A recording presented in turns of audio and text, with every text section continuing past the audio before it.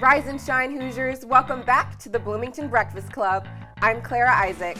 And I'm Morgan Ludwig. Today on the show, we'll be joined by members from the last year's men's Little 500 winning team, Jetblach.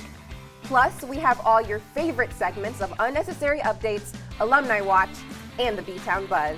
So grab your cup of coffee, Hoosiers. It's going to be a great morning.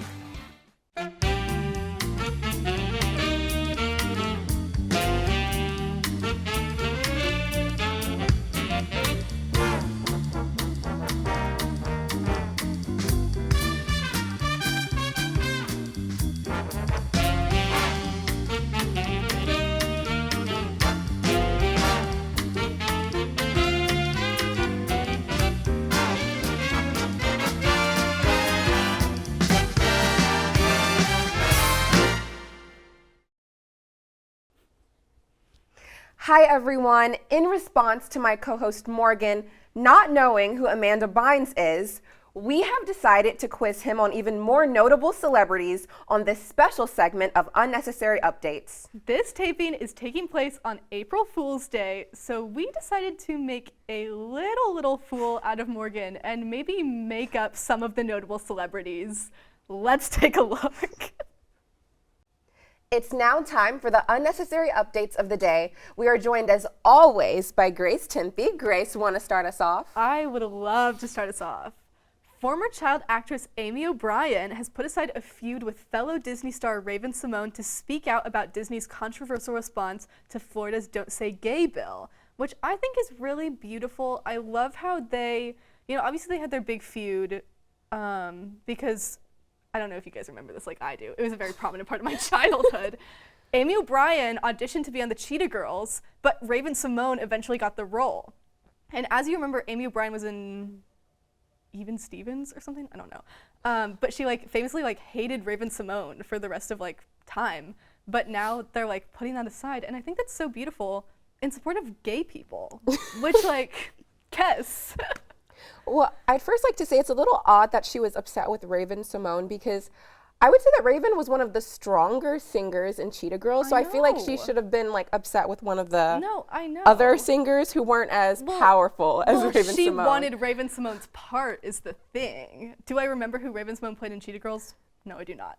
However, Amy O'Brien wanted that for herself, and I think that it's unfair for her to hold the grudge, but I'm glad it's finally gone, This is yet another instance of me not knowing any idea of who you're talking about. I've never heard these names before in my life. Have you seen Even Stevens? Nope. But Amy O'Brien, she's one of the main best friends. She's not Steven, obviously. But I've not seen the movie. You don't know Raven? Okay, Morgan didn't know who Amanda Bynes was, so we can't expect him to know who Amy O'Brien is from Even Stevens. I kind of think you should know Raven-Symoné because she did get the part in Cheetah Girls.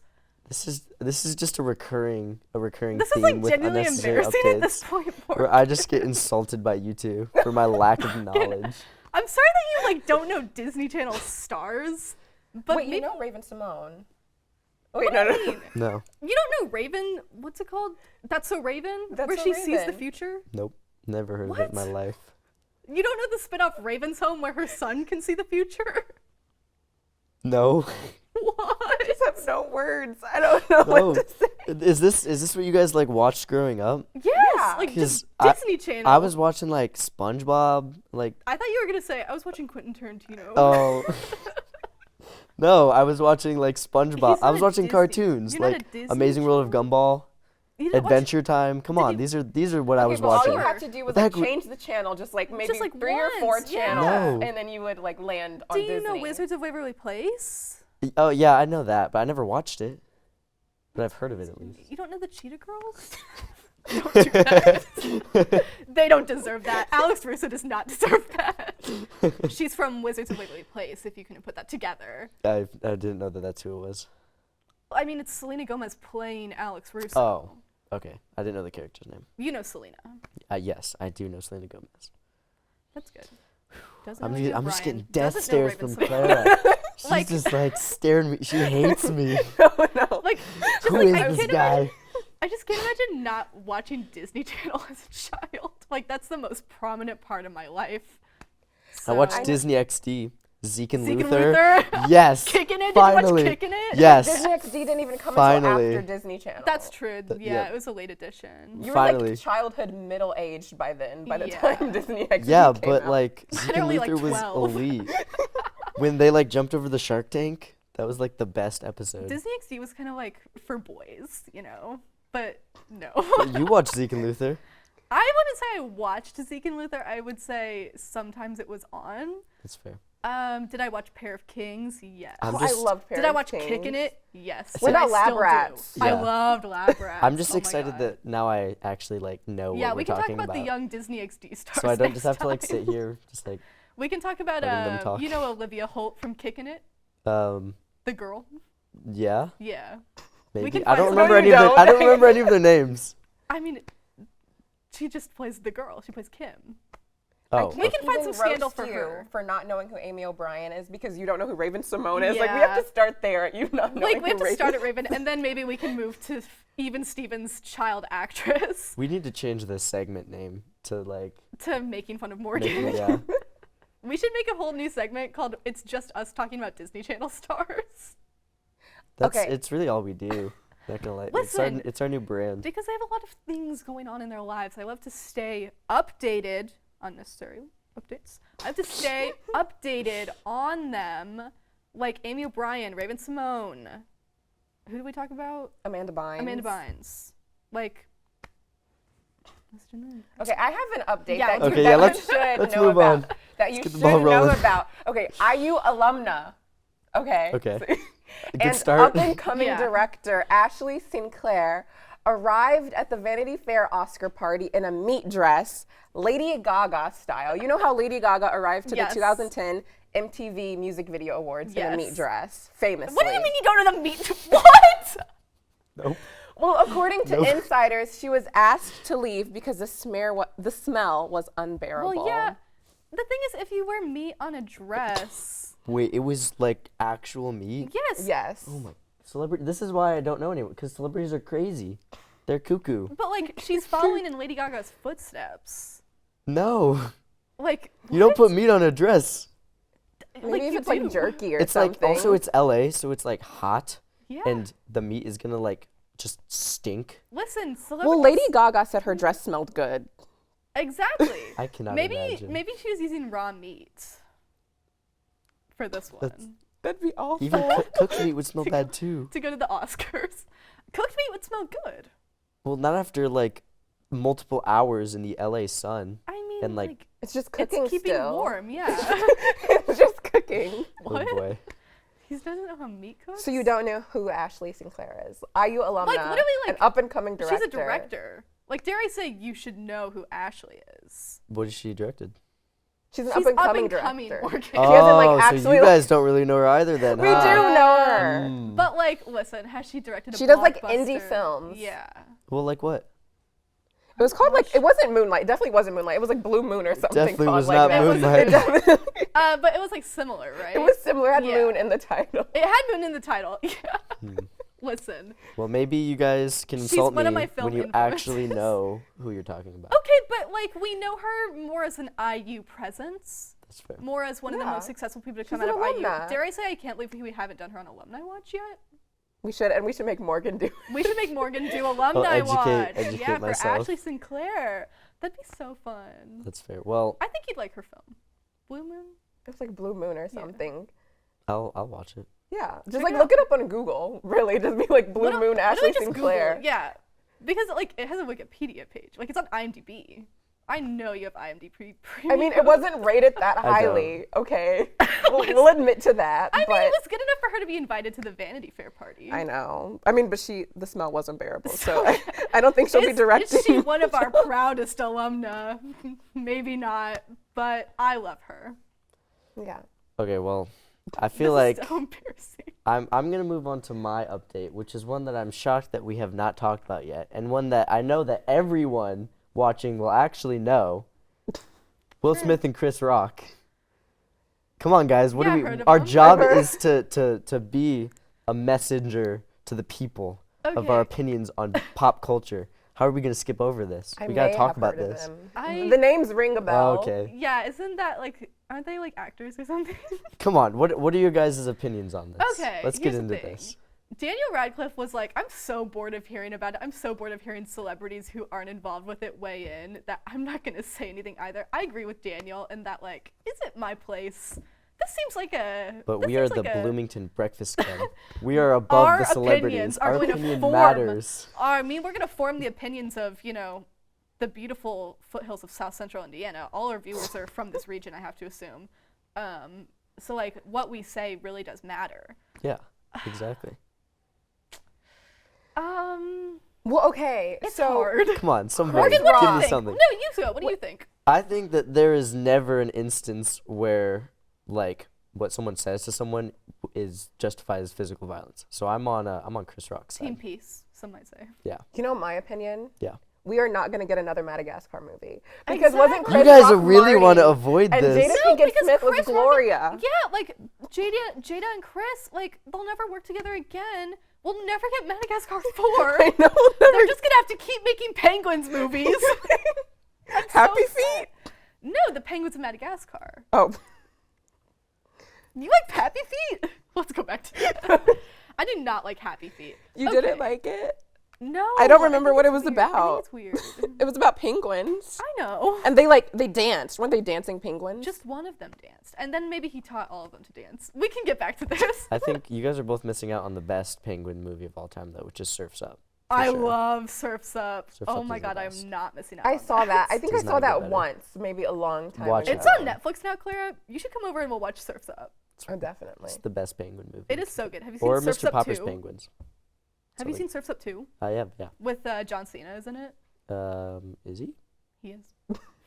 Maybe my problem is just I can never, like, attach names to Maybe faces. That's the thing. Maybe I you lack just don't object know. permanence. Yeah. I just don't know. Our next guest should be like a doctor to diagnose you. Televising Morgan's therapy session. Why doesn't Morgan know who anyone is? It's because when That's they a go onto big my site, problem. I just forget they're there. I like object permanence. That's good. I mean, that's nice for you. I I will feel say like- one thing on Will Smith. I thought it was really funny. There we go. Yes, finally we're talking. You guys were so, like, skirting around the Listen. discussion. As a stand-up comedian, do I fear for my life now at every show I do? Yes. No, just kidding. Listen, was the joke kind of funny? Yeah. Was it also kind of insensitive? Yeah. Was him slapping Chris Rock live on the Oscars stage really, really funny and really fun to watch? And, like, did we all think it was staged and then have to go on Twitter to find out that it wasn't? Yes. Was it a huge pop culture moment? Yes. It was huge for me. See? This is There you what go. Unnecessary Updates is all about, guys. That Wow. I could not have said it better myself. I'm sure you couldn't, actually. No.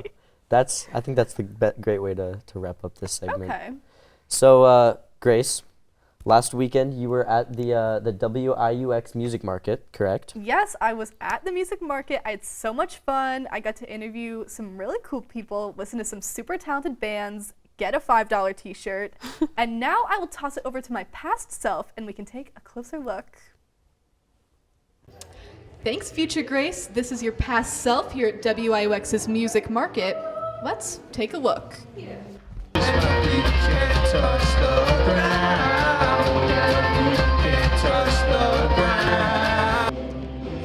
Hi everyone, I'm here with WIUX's radio production director, Natalie Ingalls. So tell us a little bit about the event that we're here at, Music Market, just kind of how you got involved and what it is conceptually. Yeah, so typically every year WIUX has hosted a event called Culture Shock, and that's been an event that's brought in national acts. This year is the first time that we've put on a live in-person event since the pandemic started. So we struggled with getting national acts. We decided to make it a more local, community-based event. So we've brought in a lot of local acts, and as well as bands just from the Midwest. So that's been kind of the concept. We also have vendors here selling their goods from the community, which is amazing. And my hand in it, I helped bring in a couple of the bands, just I just knew a couple that I thought would be great fits for this event, so reached out to them and then sent them on their way through the booking process. So, and now that I'm here, I've been talking to some of the artists, getting interviews, that sort of thing. So it's been a lot of fun. I don't know. And we've been selling a lot of great merch. We have $5 t-shirts from old events, which are really cute, and it's nice to sell them at this event so people can then walk around campus wearing WIUX branded stuff, and so people, we get the word out. But it's been good. The final act of the night is 6 Foot Blonde, which I'm super excited about. They're a huge Bloomington-based cover band, and normally they play at 21 plus places like the Bluebird, but we're getting them here where anybody can see them, so I'm expecting a big turnout. Yeah, I'm also so excited to see 6 Foot Blonde. It's so cool that it's a mix of like Bloomington bands and then other bands who traveled here. That's so awesome that they made the journey. It's kind of crazy to hear where these people are all coming from. This band currently playing is from Fort Wayne, I think, so people have been making the trip out here and seeing Bloomington sometimes for the first time, so it's been neat. Yeah, I mean, obviously we are the Bloomington Breakfast Club. We love B-Town. So excited that more and more people are coming here to share their arts. Natalie, if you have any final statements for the interview? Just that I'm super happy that we could have a day full of live music. It was far and few between last year, so it's been really awesome to have the radio put on something like this. And thank you to everyone who came out. And thank you, Grace, for this. You're welcome.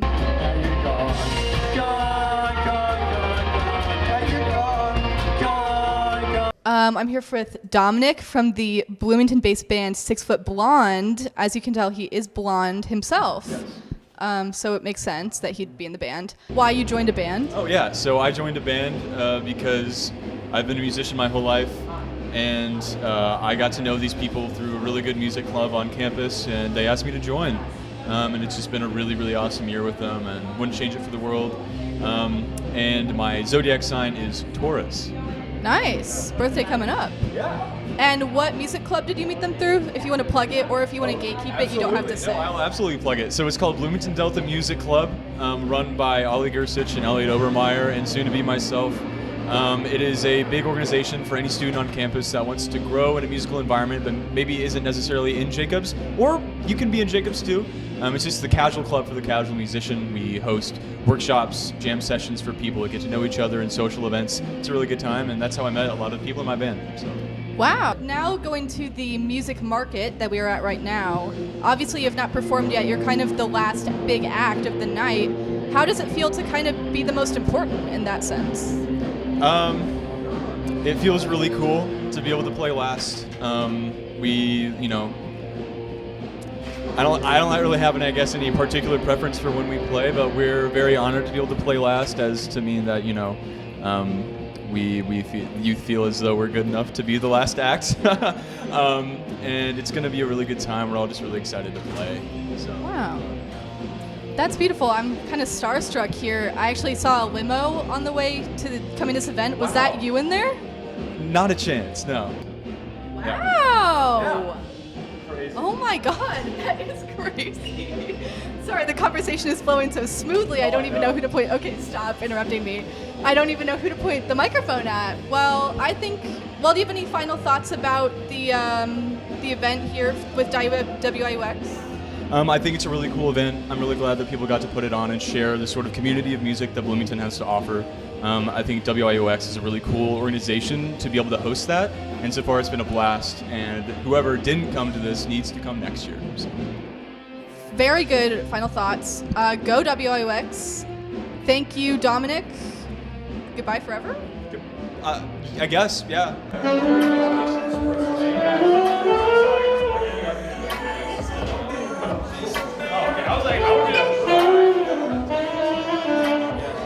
Who was your favorite Bloomington-based local band? 6 Foot Blonde. I love 6 Foot Blonde. Judging as how I'm also a 6 Foot Blonde, I think they really represent me well. So you should audition. Yeah. Well, that was a pretty great experience, full of music, laughter, fun times, and even a $5 shirt. Clara and Morgan, back to you. We are now joined by Trent Hohenstrader and Josh Herbst from Jetblach, last year's winners of the Little 500 men's race. Josh, Trent, thank you guys so much for being here. Yeah, thanks for having me. So first, can you tell us a little bit about yourselves? Yeah, I'm a senior, going to graduate this May, studying neuroscience, minors in math and chemistry. Transferred here my sophomore year after going to University of Indianapolis, where I ran cross country and track. Decided to pick up the bike here and been riding for the past 3 years now. I'm Josh Herbs. I'm a sophomore. I'm studying marketing and professional sales. I guess he kind of got me into biking last fall. After my senior year kind of got canceled with high school, I just started picking up biking, swimming, running, and then I came here and my brother actually ran with him at UIndy. So we kind of had that connection, and then my brother told me to go and ride with him, and I did, and that's how I joined Jetblach. Wow, that's awesome. So for those who might not know, could you briefly explain how the Little 500 works? Yeah, you're going to have 33 teams that qualify, and that event happened this past Saturday. It's going to be a 4-lap time trial, I guess. So if you're 4 riders, you could do 3. You exchange after each lap, and the top 33 times will qualify for the race. And then for the race, then you're going to have 4 riders on each team. You're going to split the laps throughout. For the men's race, you have 200 laps. Women's race, you have 100 laps. You have to do a certain amount of exchanges for each race. But it's like bike racing. You're gonna have just 200 laps, and you're gonna have some strategy there. Some are gonna not want to pull. Some are gonna pull. But it's just split between those 4 to get 200 laps done. And that's about it, I'd say. Yeah, so 200 laps is what, 50 miles, right? Yeah, right around 50 miles. Yeah, so you guys must have been just exhausted by the end. How is it managing the exhaustion with also the thrill of winning the race as well? It's kind of interesting because a lot of the training you do ends up being a lot harder than the race, just so your training is gonna be harder so that you feel prepared in the race. And so you're splitting 50 miles up between 4 riders, so you can end up riding as little as 10 miles in the actual race. So for some guys, it's obviously going to be a lot harder than for others, especially delegating your laps between your stronger riders and stuff. So yeah, it's a lot, but it's bearable for sure. Yeah, so you mentioned that training is a lot harder than the race. What is your training regimen, and how early in the year do you start preparing? We ride pretty much year round. Yeah, right after the race, we take 2 weeks off the bike, kind of just to give your body that mental reset as well as physical reset that you need. Then after that, we'll start in with the summer training pretty much right away. We'll do races over the summer for the most part if we can. They're called criteriums. We'll travel throughout the Midwest and race. Coming back in the fall, it's base season.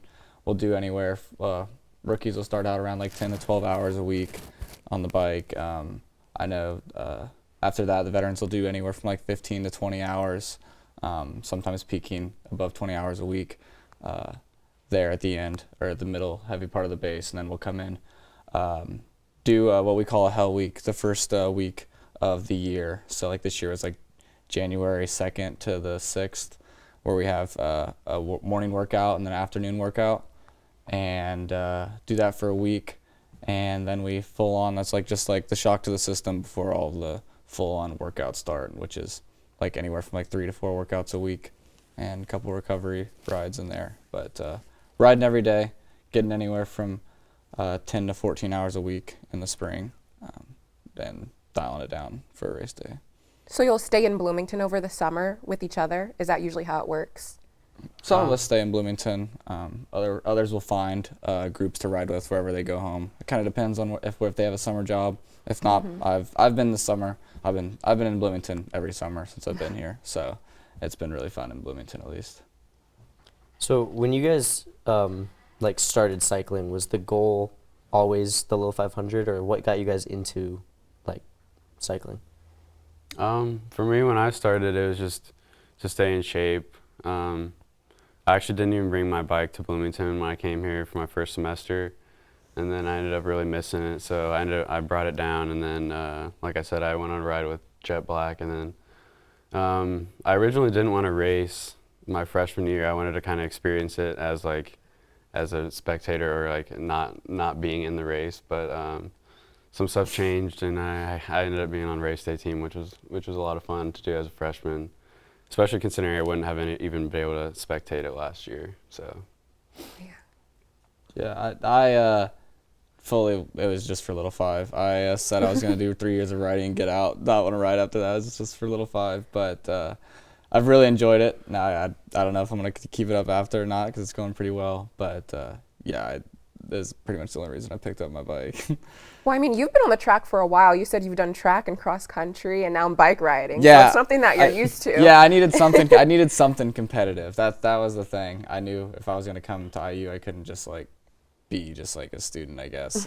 and like that wouldn't have been good for me. And I love competition, so, and I wasn't good enough to be on the teams here for sure, and didn't really want to do run club. And so and I had a few connections that really drew me to cycling at Little Five. So Yeah, some adrenaline's always nice. So what's the hardest part of it all, whether it's race day or training or anything like that?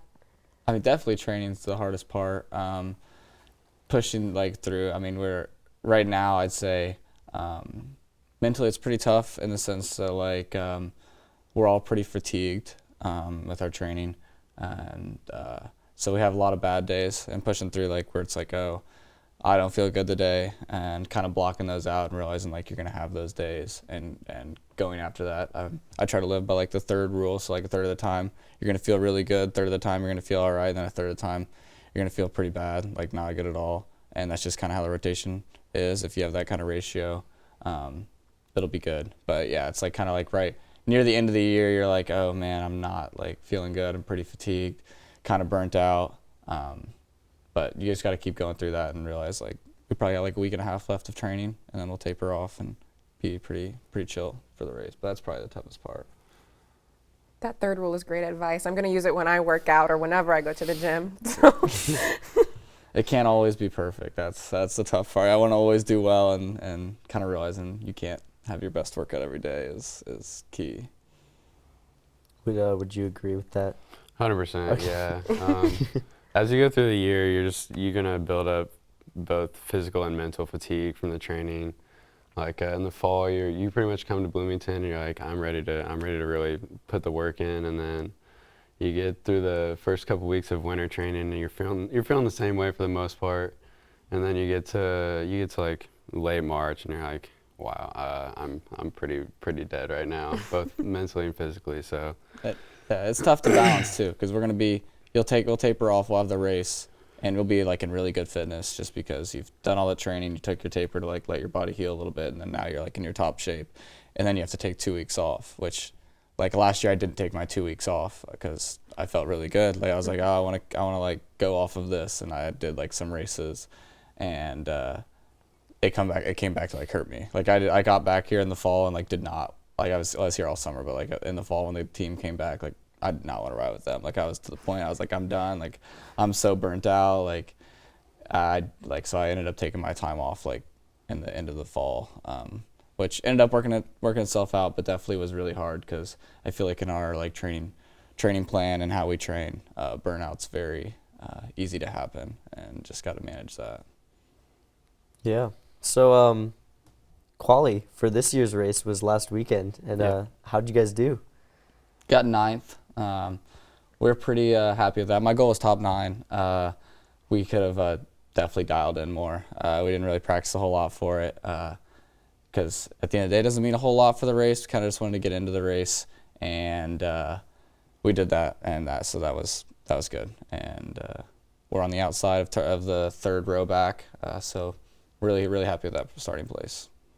Yeah, and qualifying is just like flat out as fast as you can push the bike for like a couple short laps, right? Yeah, so like for us it was I got on the bike, do a fly lap, which doesn't count, and then I go into the first lap, do one lap, I passed it off to my teammate Brady, who's a rookie, and he did a lap.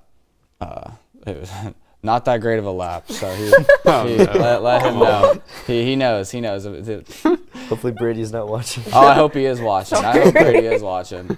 And then he handed off to another rookie of ours, John, who threw down another lap, and then passed it. They went back to me to do the last lap, and I think we went like 2:38, or 2:38, 2:39, something like that. But went pretty early in the morning, so we were like 4th or something when we went with that time, and then we just went back and did a workout after. We didn't. I told those guys, like, I was like, I don't care about our time. Like, let's get in the race. Don't drop the bike on the quals. I'm not trying to do a second attempt. It was way too cold, and I was not trying to sit around and wait all day, because if you fail your second one, you have to come back later in the day for a third attempt. And I was like, I am not doing that. So like, don't drop the bike. Like, if you have to come in slow, come in slow. And Brady took it literally, I guess, like, just take slow the whole lap. But So is fly lap just to get your legs moving, like for momentum? I think it's just like just get speed, just get some speed up going into the first lap, instead of just starting from a like standing start, which is what we did last night at ITTs. Okay, and how many people compete in qualifiers versus how many teams make it? So 34 teams competed this year, so one team didn't make it for the men's race, yeah, and for the women's race there was 22 teams that qualified, so then they all ended up qualifying because it was up like field limit of 33.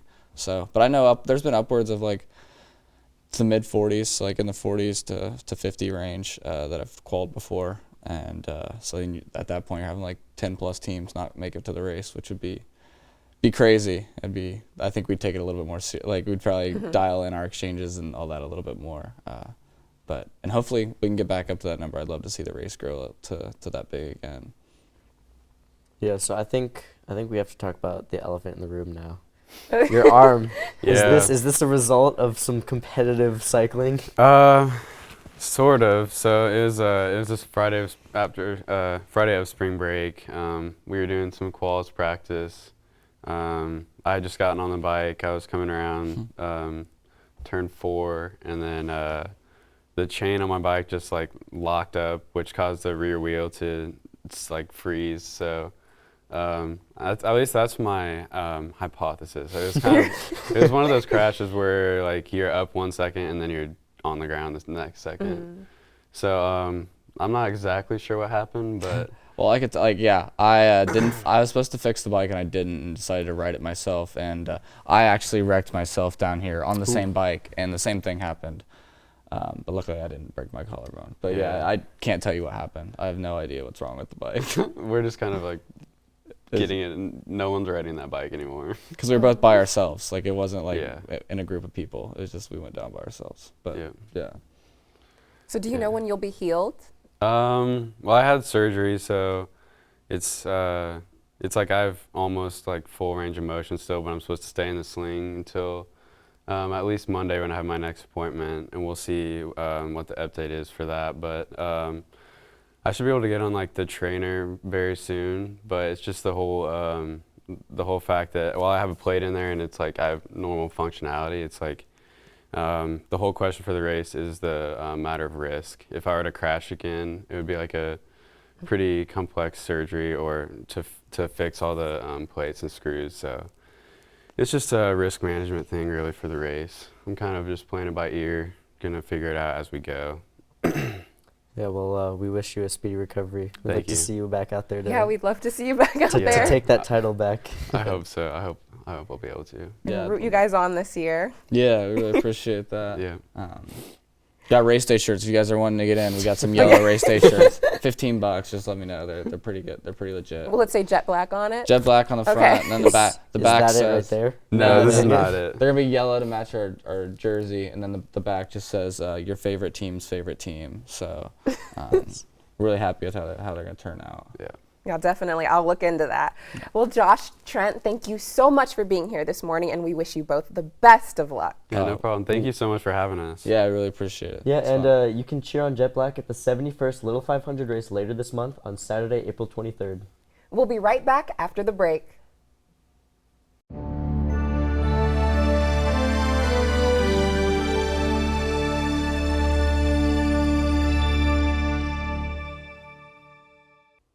Welcome back.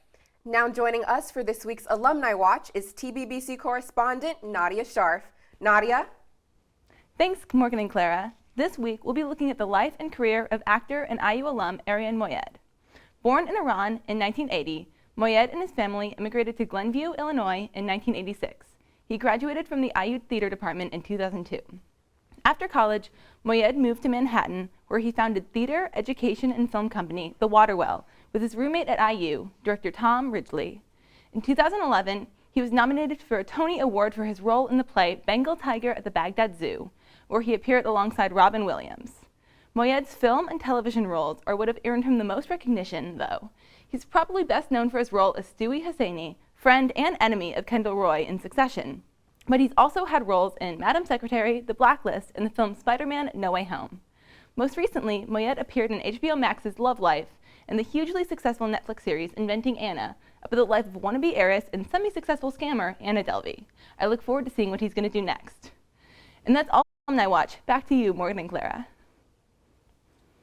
Thanks, Nadia. It's now time for the B-Town Buzz, where we share some fun events happening around Bloomington this weekend. Bloomington Food Truck Fridays are officially back. Visit Switchyard Park from 11 a.m. to 9 p.m. to treat yourself to locally made food from Bloomington's best food trucks. Also on Friday, there will be a live drone show in downtown Bloomington at The Mill. Witness this immersive lights experience featuring 75 different aerial drones. It all starts at 9 p.m. and the event is free to the public. On Friday and Saturday, the funny 501 Campus Comedy Festival will be held in the Fine Arts Building. It will feature all 7 IU student comedy groups, stand-up acts, special guests, and more. The event is free and starts at 7 p.m. on both nights. And if you're looking for even more laughs, check out the Comedy Attic this Saturday, where Shashir Zamata, a former cast member of Saturday Night Live, will be performing stand-up. Show times are 7 p.m. and 9:15, and ticket prices range from $16 to $20. And that's our show for the week. Thank you so much for tuning in. We are always looking to feature more local students, businesses, and organizations on the show. So if that sounds like something you'd be interested in, please contact our producer Lily at lshareb@iu.edu. And don't forget to follow us on Instagram at B-Town Beefest Club. For IUS TV, I'm Morgan Ludwig. And I'm Clara Isaac. Have a great week, Hoosiers.